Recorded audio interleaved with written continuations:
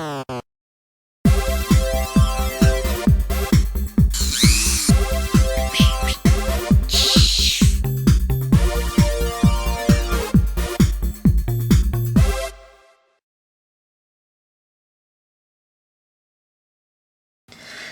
out there, this is Wakeangel2K1, and if you recall my previous toy review of the Deinonychus and Pterodactyl toys, I said I would keep riding this dinosaur bandwagon as long as it's still hot and popular.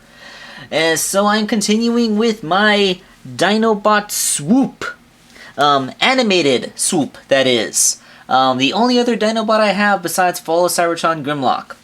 Now, there's actually a pretty interesting story of how I came across this guy. A while ago, I got it into my head that I could make a custom air razor. You know, from Transformers Beast Wars. Because, you know, none of the air razor toys met my approval before. So I figured, hey, are there any Transformers that turn into birds? The answer was actually no. They don't really have any bird Transformers that you can make into air razor.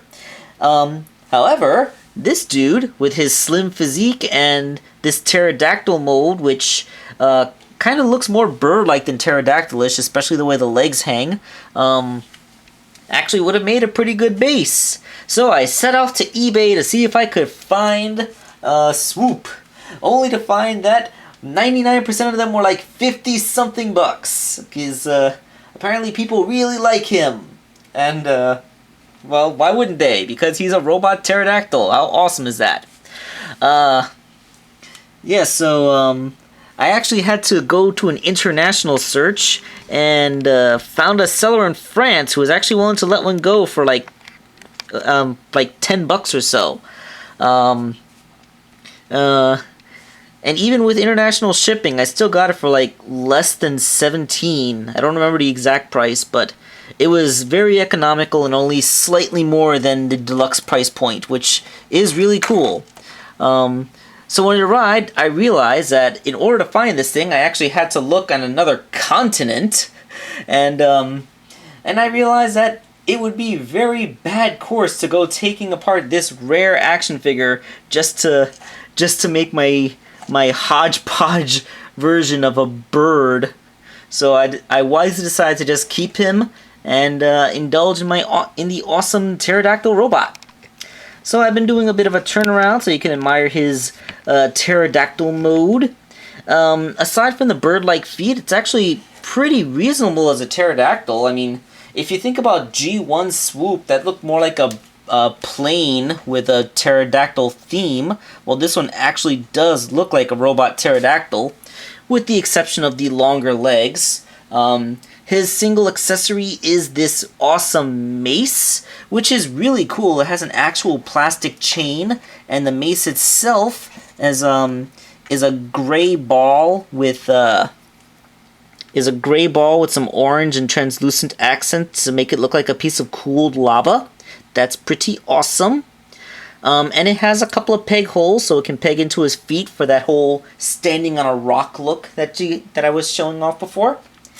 And the pterodactyl mode is pretty cool in itself. The head is articulated, so it can bend down like this, and then go back up. You gotta be careful not to accidentally reveal the robot face, though, so you gotta, like, hold everything together. The mouth opens. Hooray! The legs, they can fold up underneath the pterodactyl like this, but I don't think they did that in the wild. I think pterodactyl anatomy has actually a little more in common with what bats are like than birds. So when pterodactyls fly, they would have flown with their legs behind them like this. Focus. Thank you. They would have flown more like this with their legs behind them than with their rather than their legs folded under them like a bird would. Although that means that the legs are kind of overly long. I mean, given how slim and light this figure is, I don't really think there's much way to hide the length of those legs. But, I don't know, maybe there could have been a way to collapse the shin, but maybe that would have made it look thicker, and then it wouldn't look like the character on the show who was all thin and lithe. Also, wings flap. That's pretty awesome. Flapping wings. Okay, transformation for this guy is actually really simple and kind of harkens back to Beast Wars in that it's your standard stand the figure up and reconfigure the torso. So you just, like I said, straighten out the legs and put them underneath. Then you unpeg the arms from the wings. Bring those down so that they're out of the way. Then you pull the two halves of the first you gotta unpeg the wings from the back so that you can pull the two halves of the torso up and bring them into a higher position for humanoid mode. Bring the face of the pterodactyl down so that you can reveal the robot head, which, in keeping with the animated aesthetic, has a really long chin, but I really liked his look. He has this stern look. He looks awesome. And actually that whole beak crest forehead thing is kind of what made me want to use this as a base for Air Razor in the first place. But like I said, not going to do that anymore. Then you fold the back panel up and peg it in to hold the chest together. And this is something that I should not have tried to do on camera, because trying to keep it in the shot while lining things up. There we go. Yeah, and then the wings fold down like a cape, and you have your robot mode, just like that. It was pretty simple. So the robot mode is really, really posable. Let's zoom in just a little bit so that he can get a little bit tighter. There we go. Nice little Autobot symbol right there in the middle of the chest. I already showed you how great his head is.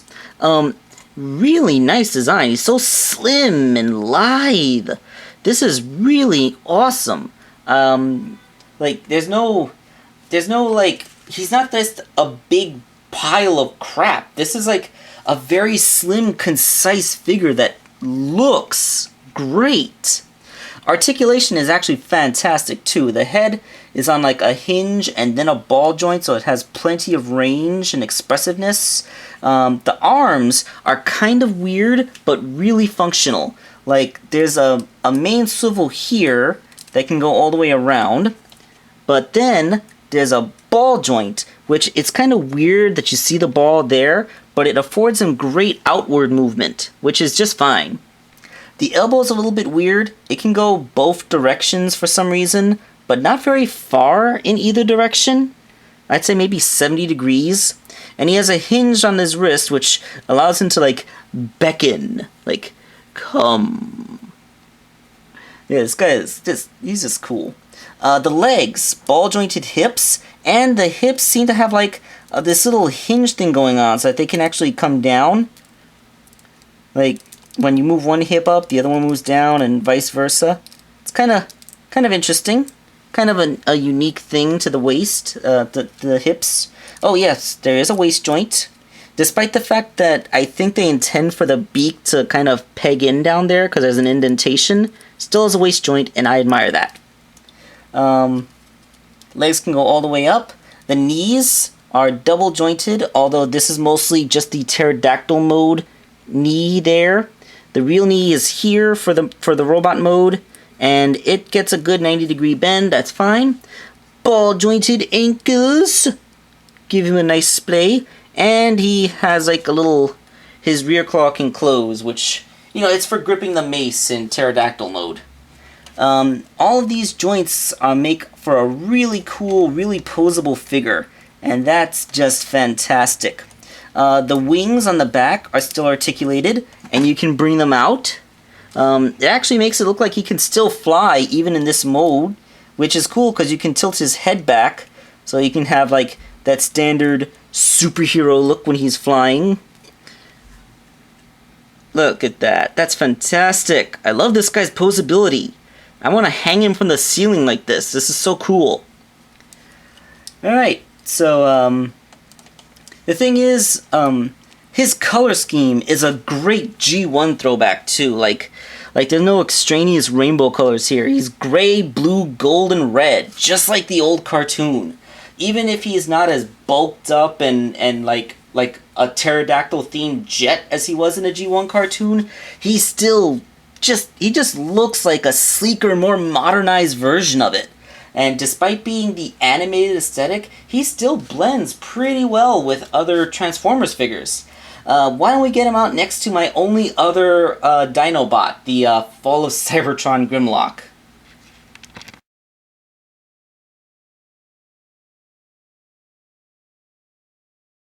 Now, I don't really have a lot of Dinobots. Actually, I have two Dinobots. I have this guy, and I have, the Fall of Cybertron Grimlock. And you know what? Despite the fact that one is Fall of Cybertron and one is animated, I think the blend of aesthetics kinda works. I mean Swoop's face. Really, if it wasn't for Swoop's face, he looked just fine. Like the only really big thing that makes animated figures not totally blend in with figures from the Generations line is the design of their heads, because they tend to have larger heads with big chins, while Generations figures have smaller heads. But you know, given the difference in size between these two, you can actually kind of ignore that a little bit and see them really looking good next to each other. The mace, the handle has these weird cuts put into it so that they are precisely engineered to fit in his hand, and only his hand. Like, animated was not big on the 5mm peg system. Like, characters had their own signature weapons and only they could wield them. But yeah, that looks pretty boss. Like, these two guys, they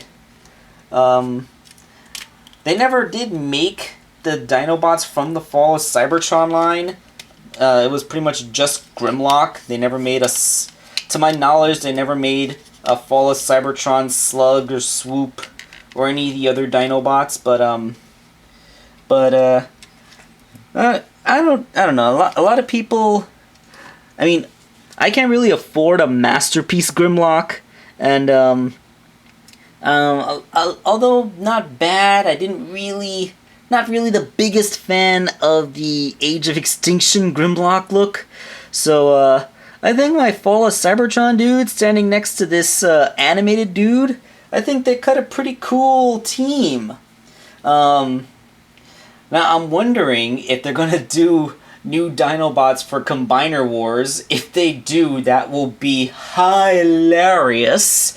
Let's see, I know they've made like third-party Dinobot toys that, well, I should say third-party not Dinobot toys that have done the Combiner thing in the past.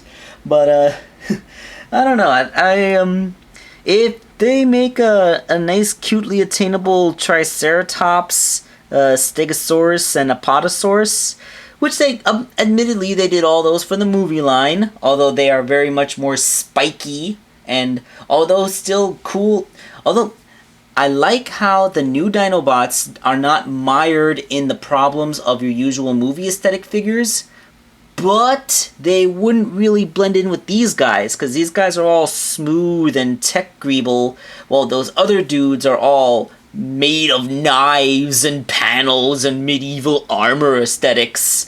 So, yeah, it's kind of a toss-up. The Age of Extinction Dinobots look cool, but they wouldn't blend in with these two guys.